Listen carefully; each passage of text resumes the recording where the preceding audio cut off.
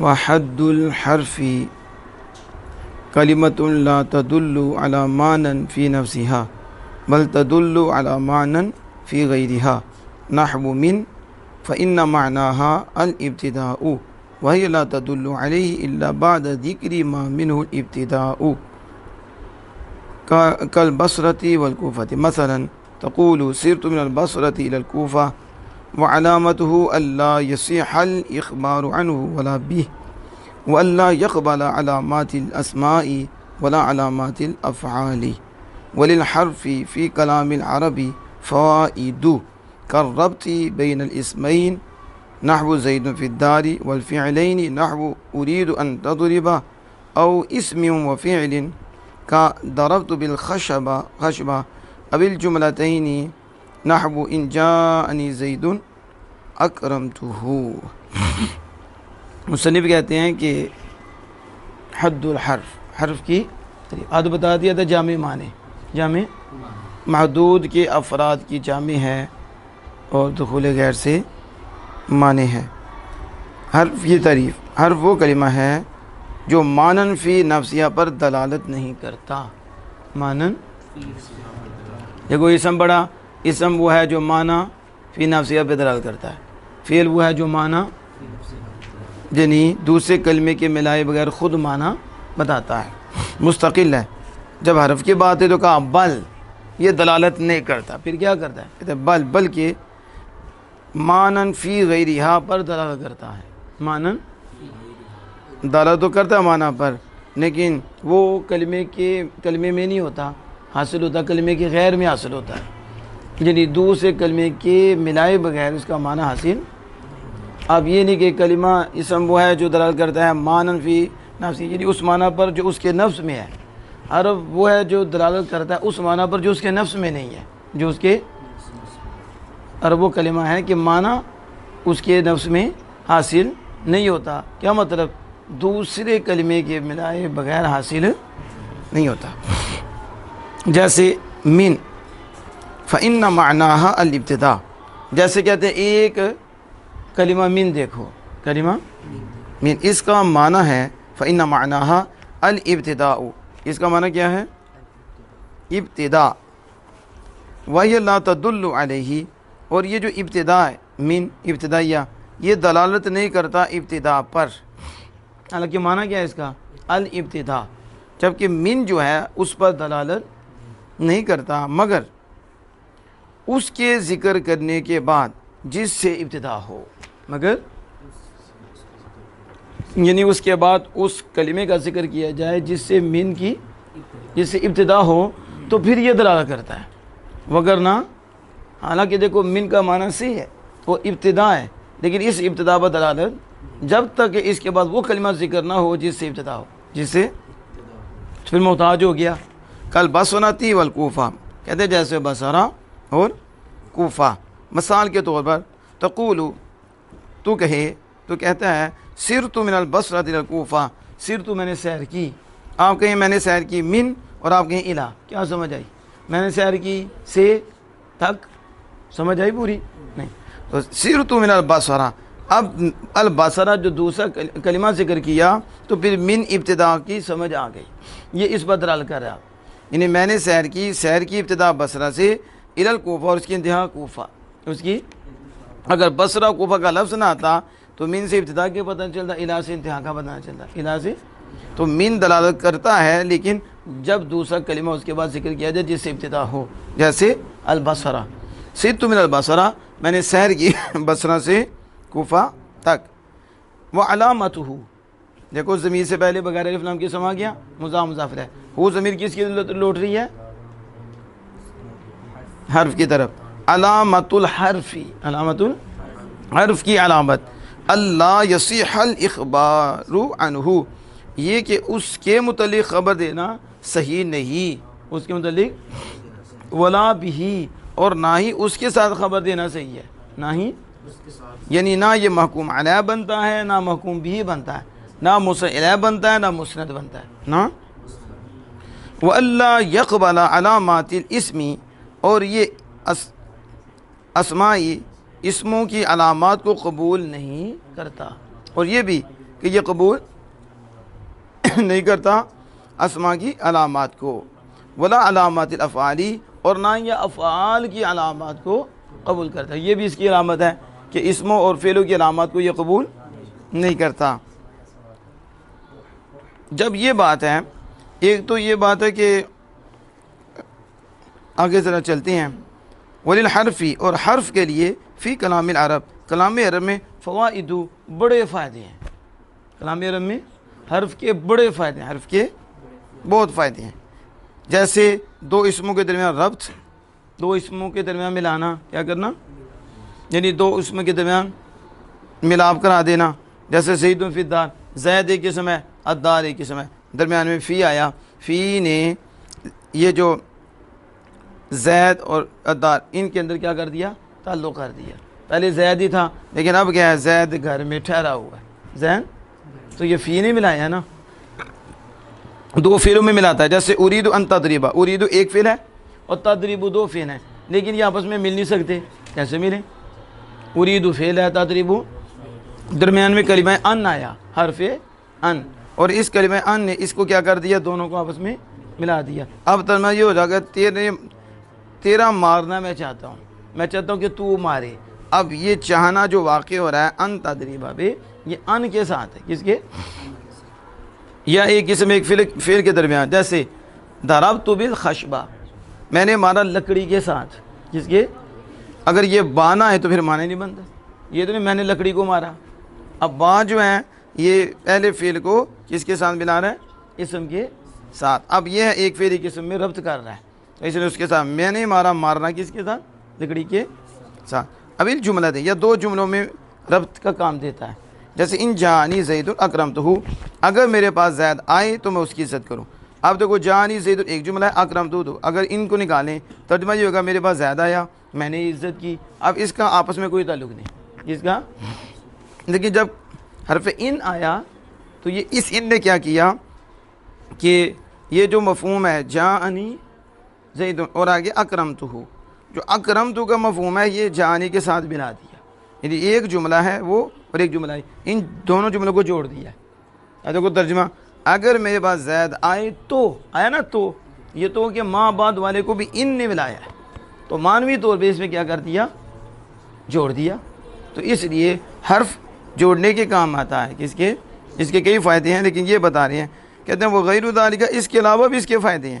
یہ تو ربط ہے نا، ربط کے علاوہ بھی من الفوائد التی، اس کے علاوہ بھی بڑے فائدے ہیں، بڑے، کہتے ہیں اللہ تعریف و فی قسم ثالث انشاءاللہ تعالیٰ، اگر اللہ تعالیٰ نے چاہا تو تیسری قسم میں تو اسے پہچان لے گا، حرف کے اور فوائد بھی، حرف کے۔ اب آئیں اس کی تھوڑی وضاحت کی طرف۔ حرف کو حرف کیوں کہتے ہیں؟ حرف کو، حرف کا معنی ہے طرف۔ جب میں یہ بولتا ہوں حرف کا معنی، یہ عام معنی ہوتا ہے، کیا معنی، زبان والوں کا معنی، عام معنی لغت میں حرف کا معنی کیا ہے، الحرف الطرف، کیا، طرف کا معنی کیا ہے، طرف۔ جیسے کہا جاتا ہے فی حرف الوادی فلان، فی حرف، فلاں وادی کے کنارے پر ہے، فلاں یا وادی کے کنارے میں ہے، کہ یعنی ای فی طرفہا، حرف الوادی یعنی طرف الوادی، طرف ای طرفہا یعنی اس کی طرف میں ہے، اس کی۔ تو یہ دلیل دے رہے ہیں کہ کہا جاتا ہے حرف الوادی تو مراد مطلب کیا ہے، طرف، کیا، طرف، والمراد بالطرف۔ اب سوال ہے کہ طرف سے کیا مراد ہے؟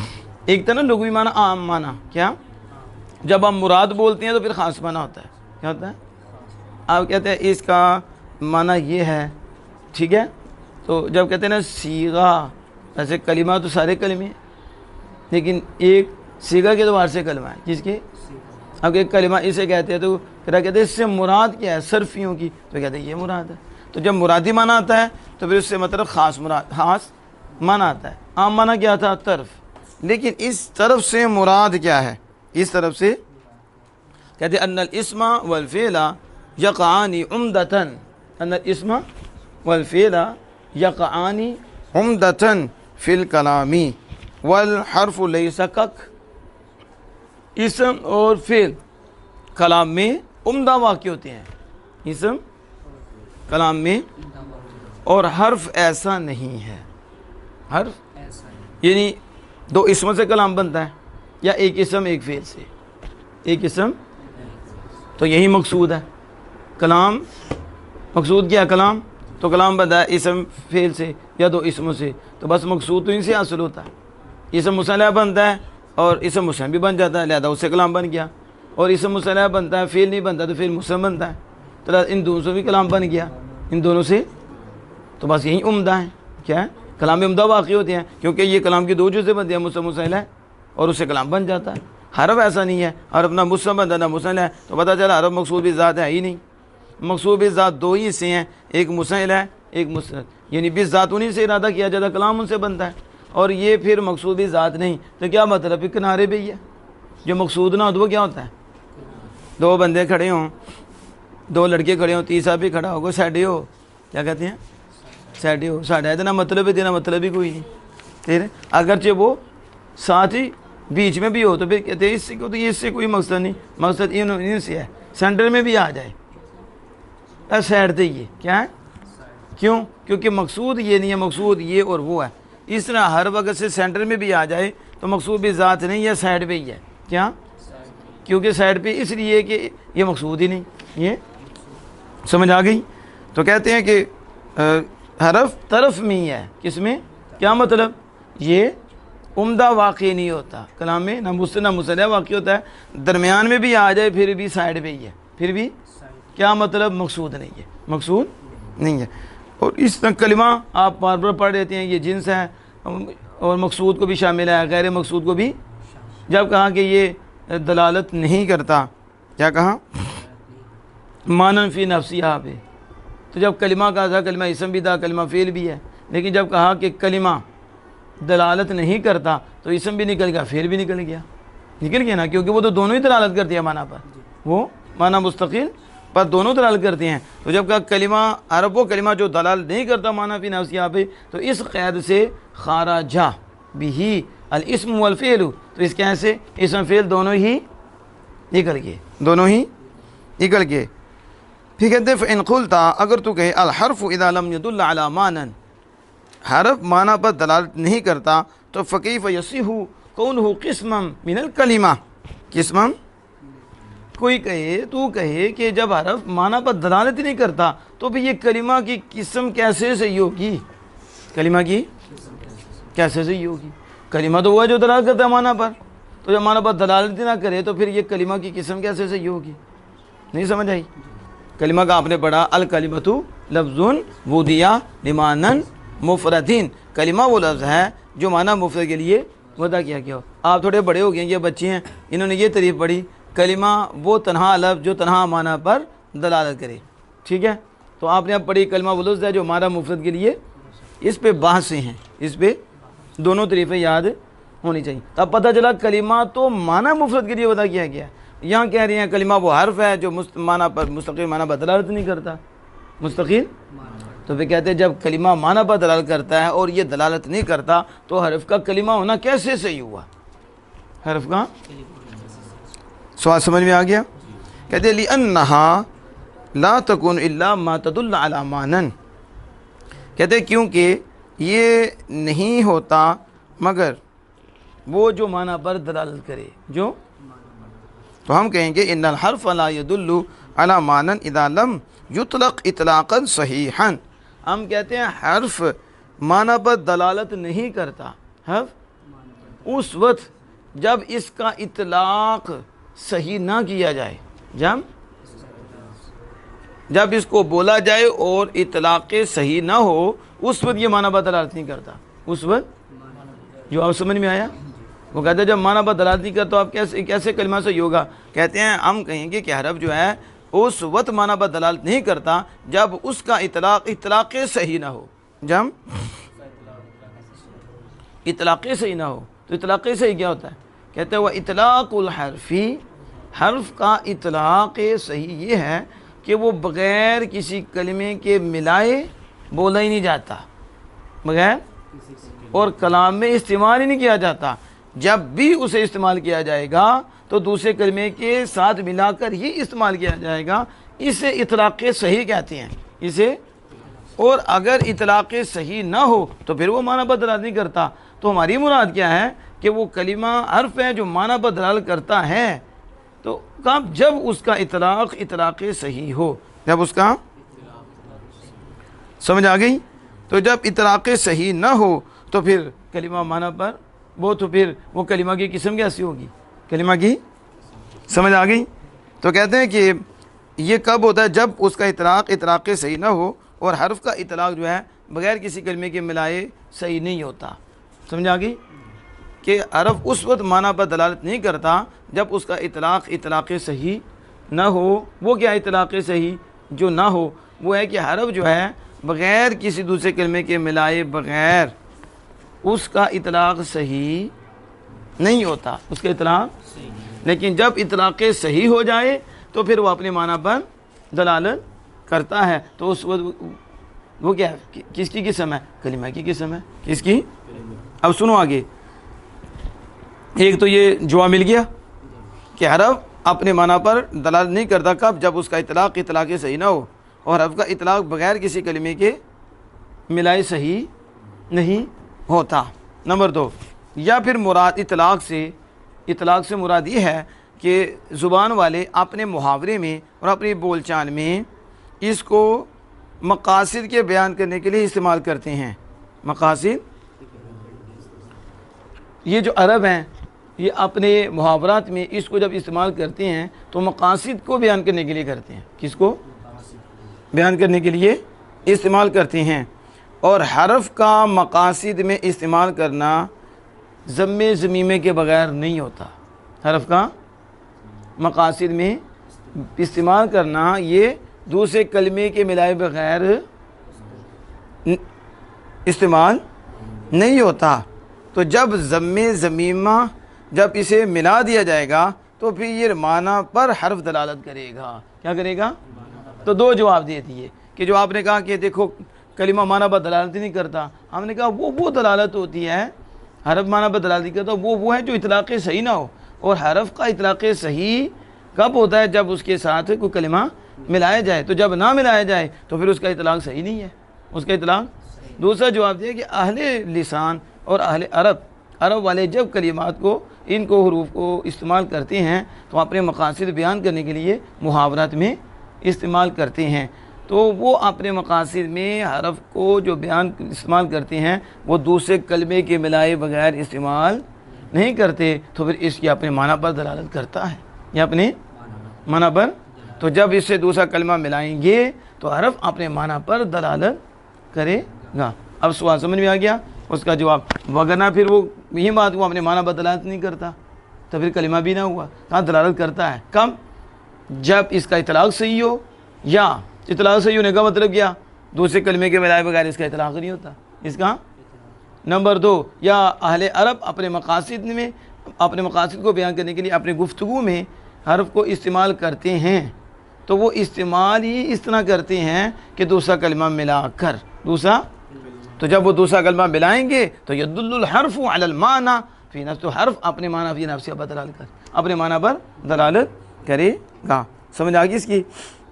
بس جب تو نے کہا صرت من البصرۃ الی الکوفۃ، میں نے بصرہ سے کوفہ تک سیر کی. مثال کے طور پر تدل من علی الابتداء، تو مثال کے طور پر من ابتداء پر دلالت کرتا ہے اور الی علی انتہا اور الی انتہا پر دلالت کرتا ہے. تو اب کی کہ نہیں دلالت اس نے؟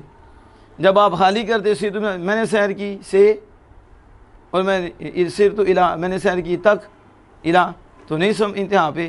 لیکن جب آپ نے کہا صرت من البصرہ میں نے بصرہ سے تو اب یہ ابتدا پر دلالت کر رہا ہے اور میں نے کوفہ تک تو اب یہ انتہا پہ دلالت کر رہا ہے. تو پتہ چلا کہ محاورے میں یہ دوسرے کلمے کے ساتھ ملا کر استعمال ہوتا ہے تو یہ معنی پر دلالت کرتا ہے. معنی پر